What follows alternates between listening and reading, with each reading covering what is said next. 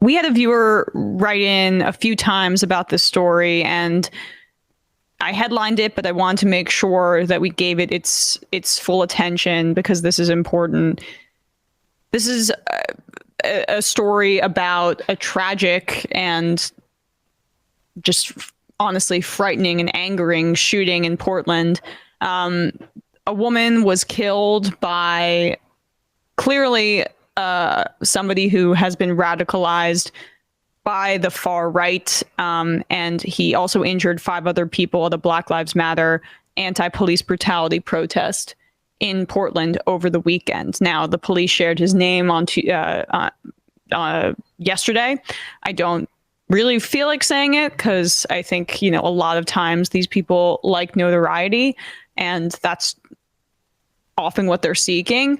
But this individual lived in an apartment complex or an apartment across from Normandale Park for more than a decade, has harbored growing animosity against Black Lives Matter protesters, COVID-19 mask mandates, unhoused Portlanders, and liberals, according to his roommate, Christine Christensen.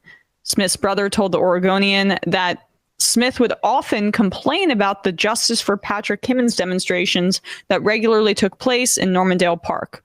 Kimmons was a Black man killed by Portland police in 2018. Kimmons supporters had gathered Saturday evening at Normandale to hold a demonstration in support of Amir Locke, a Black man killed by Minneapolis police earlier this month. Christensen told the Oregonian that Smith collected guns and kept at least 4 in his bedroom.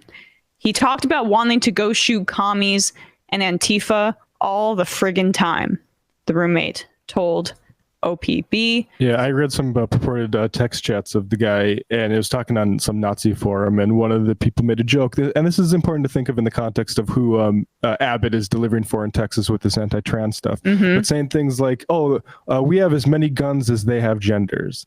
And this guy supposedly coming in and saying, no, you have to be ready to actually shoot. Don't pretend like this is just a joke, guys. We need to be serious about this stuff. So I mean, completely disgusting. And again, like who's being appealed to by this sort of this bigotry and this anti-CRT stuff and this anti-Black Lives Matter backlash? It's these kinds of people, right? The roommate also added this quote, which is telling. He was just a sad, angry dude. He talked about wanting to do this for a while. He was angry at the mask mandates. He was angry at the damned liberals. So it all just, again, comes together in a stew of aggrievement. That's really what it is. And for people who are mentally unbalanced and radicalized at the same time, it turns into violence often.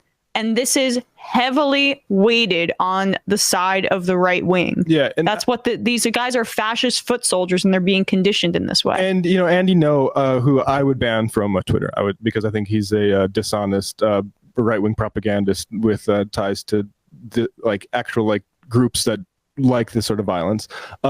That's my opinion. I would just say that so this is, and he said this is in response to an Antifa sort of action, right? According to witness, Smith approached 4 unarmed women gathered near Normandale Park and yelled at them to leave. The women were all volunteers assisting march organizers in slowing down traffic to allow demonstrators to march down the street. And he started calling them bad names and stuff, and then they didn't like, or he didn't like them telling him to shut up, so he shot him. Yeah. As I'm sure he probably speaks about how Black Lives Matter is excusing violence or looting, creating chaos and violence, doesn't respect law and order. I'm just going to go commit a murder. Yeah, absolutely. They feel justified because of the radicalizing content, like what Matt described.